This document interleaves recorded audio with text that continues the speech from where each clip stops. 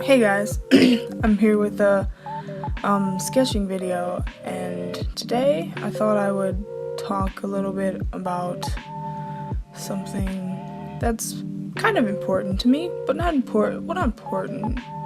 More so a thing of how I am in life and why I do art in the first place.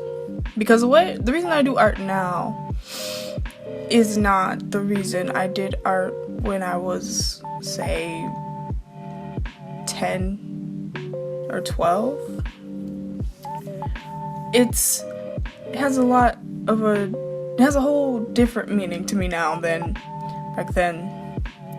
By the way, right now I'm sketching one of my original characters. His name is Jasper.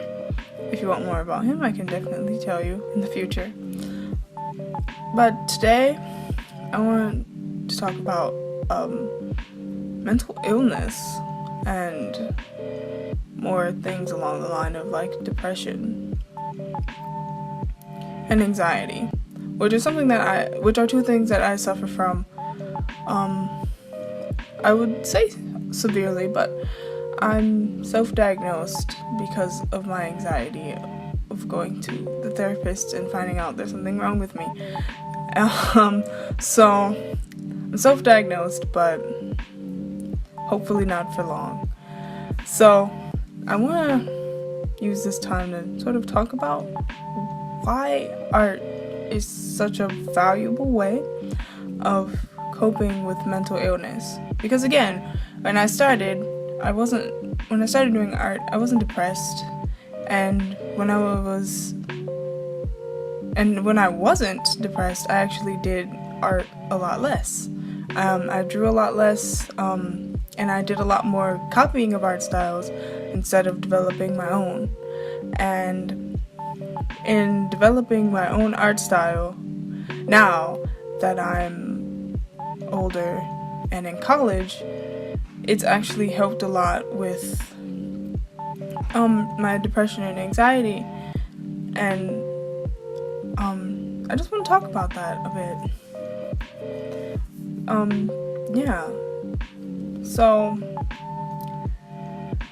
this is not strictly my only way to cope, because there are multiple ways to cope with multiple things, but it's definitely one of the biggest ways for me to cope. And I guess the reason why for me it's my way to cope is because it's so very much mine.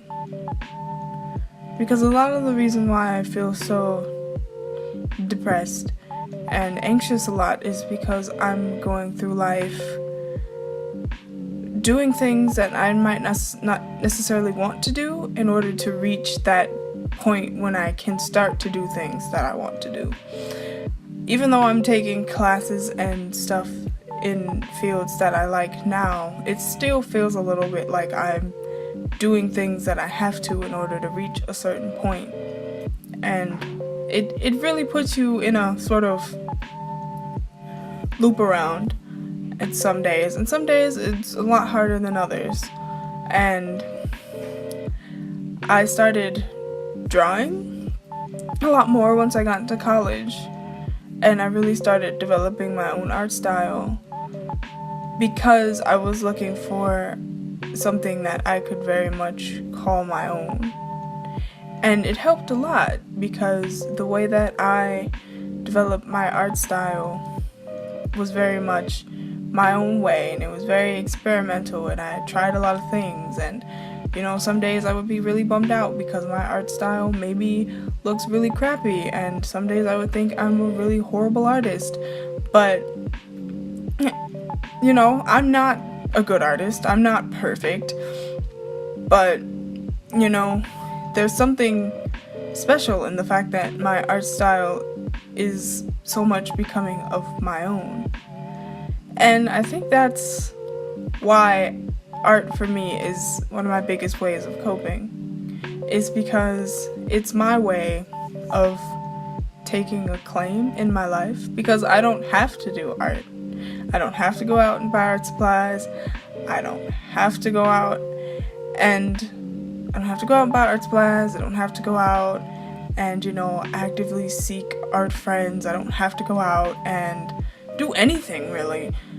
But because I enjoy art and doing art so much, it's become my way of connecting with the world.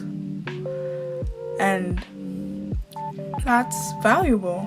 It's become a way for me to sort of connect with the world in a way that I don't have to be necessarily afraid of, because it gives me a way to show the world something about me that I couldn't show when I'm not drawing, or when I'm not looking at art or doing art.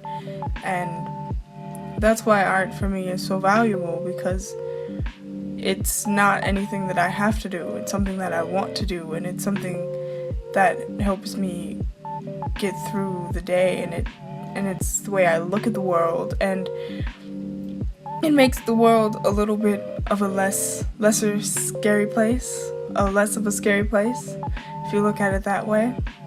Because for some people, you can't go outside and look at a tree and say that tree is art. But when I go outside and I look at a tree, I look at all its components and say that tree has the potential to be art in some way or shape. And it's kind of weird, and it's sort of like really like I'm in what touch with the earth kind of way. But it's not just with nature, it's with people, it's with talking, it's with classes, it's with anything. I try my hardest to make it more artsy than it has to be, because in a way it's a very solid way of me getting a grasp on the world. Because for me, it's very easy to lose touch with reality. It's very easy to sort of go into these spells, I would say, or spirals of just consciousness, where everything becomes desensitized and I'm derealized, and reality is false, or like nothing is there, or nothing makes sense anymore. And that happens to me a lot, and it's scary when you lose touch with reality and with the earth and with being a person living. And in a way, art is my way of keeping me grounded and keeping me here on this plane of reality, if I should say.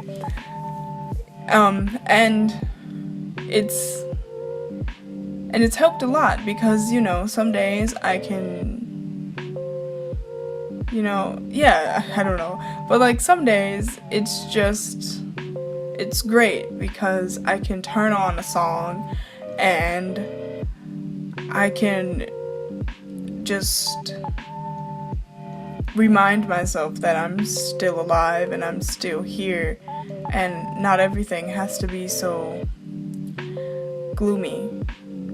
Because it's very easy to get gloomy when you suffer with depression and anxiety. It's very easy to sort of just fall into these spells. But with art, I have a way of sort of just keeping grounded, and a way for me to just stay here